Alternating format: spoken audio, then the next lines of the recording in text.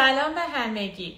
خب بچه‌ها یه فرمولی وجود داره که الان میخوام بهتون توضیح بدم که خیلی راحت میتونید قد فرزندانتون رو بعد از بلوغ یعنی در آینده پیش بینی کنید که قدشون چقدر خواهد بود. اما همین اول خدمتتون عرض کنم این پیش بینی 100% نیست، یعنی حدوداً ممکنه 3 سانت تا 5 سانت اختلاف وجود داشته باشه. حالا در ادامه توضیح میدم دلیلش چی هستش. اما این فرمول چی هستش؟ برای پسر بچه ها اگر دوست دارین بدونین که قدشون چقدر خواهد بود، قد پدر رو به علاوه قد مادر به سانتی متر تقسیم بر 2 میکنید.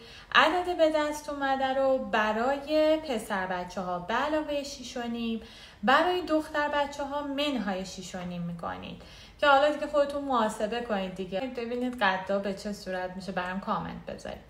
یه موضوعی در رابطه با قد کودکان میخواستم بهتون بگم. حالا این فرمول که میتونه یه پیشبینی تقریبا درست باشه اما نه 100%، اما برای اینکه بتونید اون حد اکثر رشد قدی فرزندانتون رو رقم بزنید فقط به مصرف پروتئین بسنده نکنید. خیلی فکر میکنن اگر مثلا کوچولوشون پروتئین بخوره خیلی قدش بلند میشه و مواردی دیگر رو خیلی بی‌توجهی میکنن.